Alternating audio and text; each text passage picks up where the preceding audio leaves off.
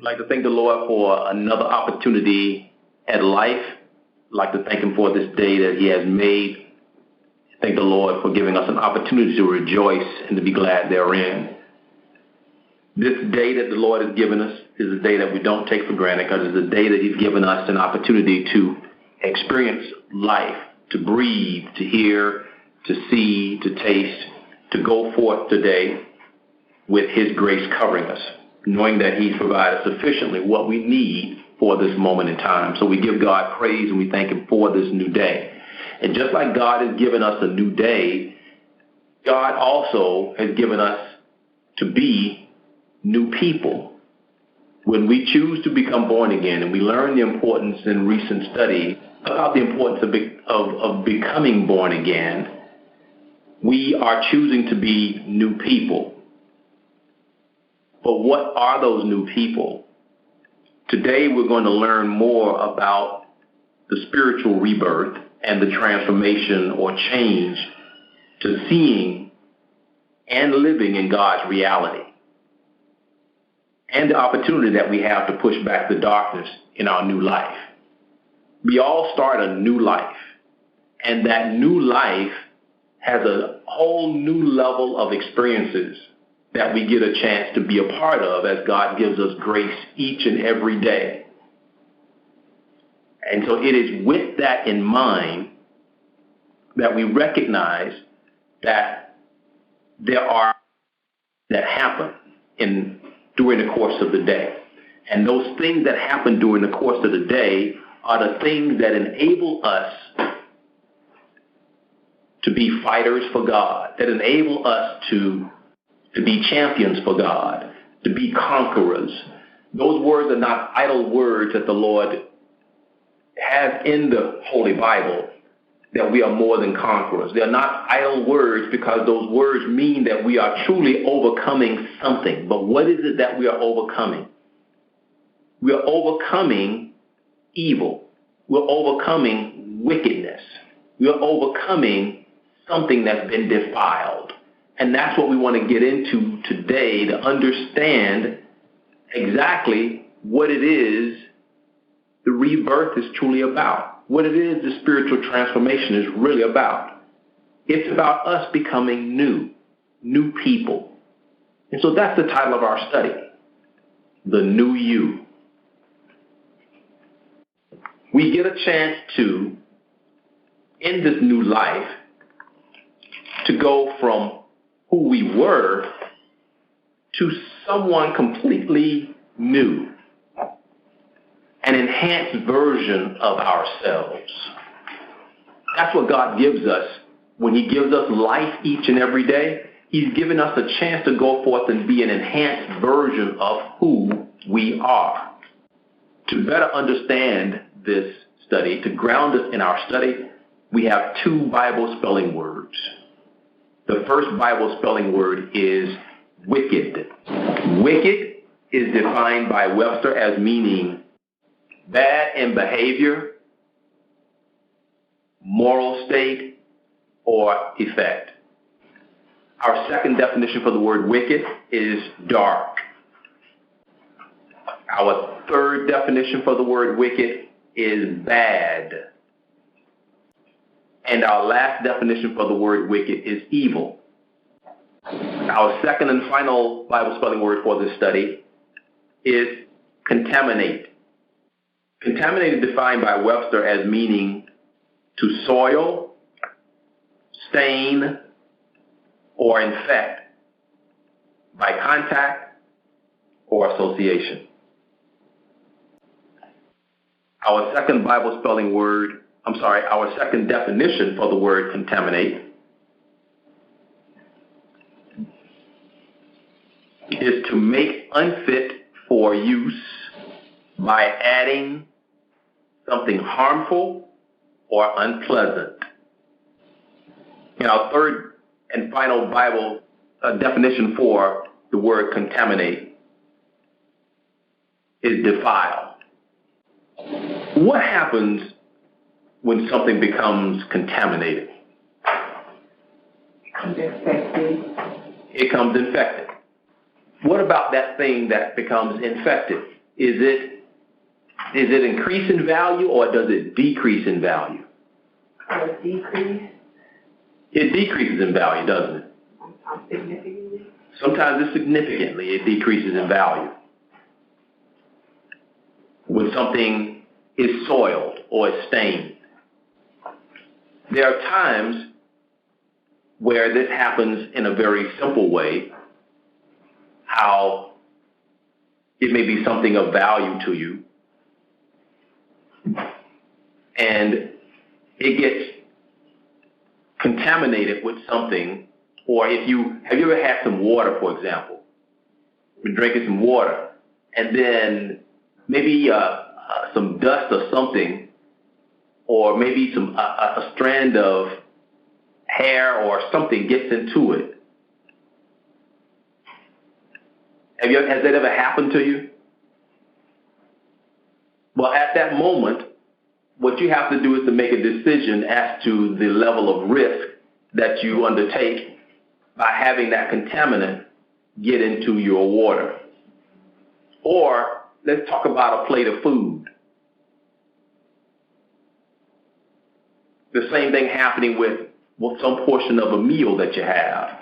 You have to make a choice, a determination as to how soiled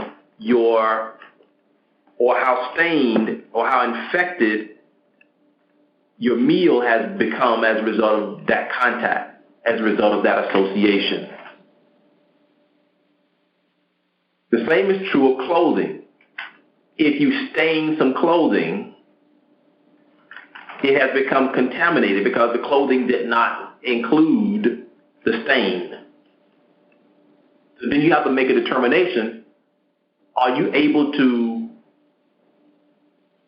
is the value of that thing still important enough to you?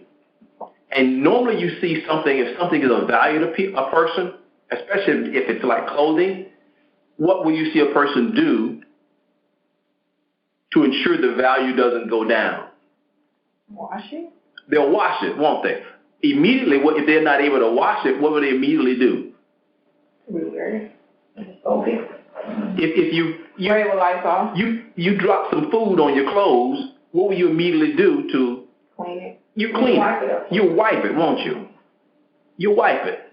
Because what you're trying to do is to make sure in your mind, whatever it is, it's of value enough to you to try to preserve it. So you are taking steps to do what?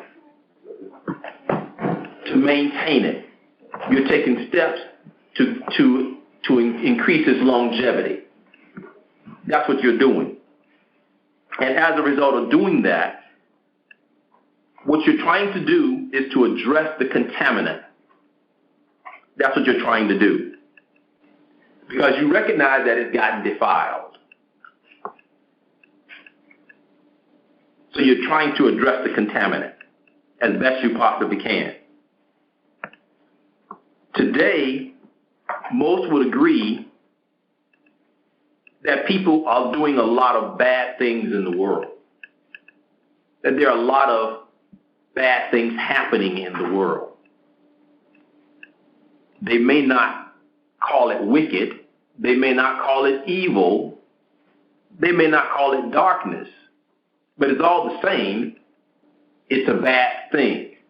So bad that it makes some people think twice about traveling to certain destinations. Isn't that right? If I said, I will provide for you an all-expense-paid vacation to the Middle East, how many people would take me up on that? Depends on where. It depends on where, but again, people would think twice about it. As opposed to me saying an all-expense-paid vacation to Hawaii. The region versus the country. Right? Right? So what I'm trying to get you to recognize that there are places that people make a determination as to whether or not it's of value to go there, even if it's going to a particular part of town. When you go to a certain city, you might not want to go to a particular part of town. Or you go to a certain state, you might not want to go to a particular part of a particular area because that area has a reputation for contaminants or having people with a certain type of associations. For example, if you know of an area where people that have a reputation for being racist, then that's a type of contamination for a person, because what it's doing is it causes a person to devalue the area because of the sentiment of the people. Is everybody following me here? It has nothing to do with the physical place. The physical place is fine. It is the people who go into an area and with those values and ethics can contaminate a particular area. What I'm trying to get you to see, that's why the notion of Al-Qaeda comes into play, because those people with that association contaminate a particular region or a particular country because of the association, making it be devalued or defiled because of what they represent. Again, there are a lot of bad things happening in the world, in areas where there are, like in North Korea, in areas where there are communist states, where people are being treated unfairly, and in Russia, in places where people are being certainly taken advantage of. Those things make people think twice about it. When that happens, what you're doing is evaluating the contaminant, the level of contamination. You're evaluating it because you believe it may be unfit for travel, for your taste.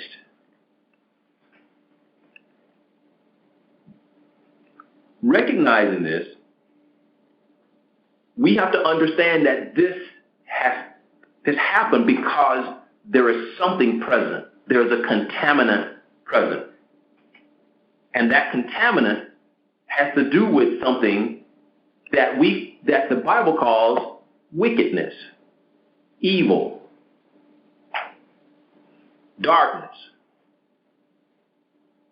But those words are not used when you refer to these contaminants, whether it's contaminants in this country, in the U.S., or whether it's contaminants in another country, Europe, or whether it's in South America, or whether it's in Canada, doesn't matter, or Asia, or Africa. There are things that are going on that happen that makes the experience for people be less than good. And because of it, these things are contaminants. And those contaminants are associated with our first Bible spelling word,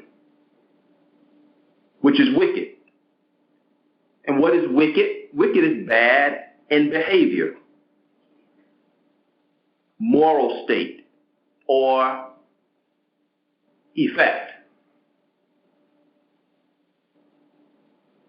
Wicked is evil. So when you look at all of these things, when we talk about the state of what's happening around us, what we come to a conclusion is that there are a wickedness happening around us. We might not call it on the news wickedness.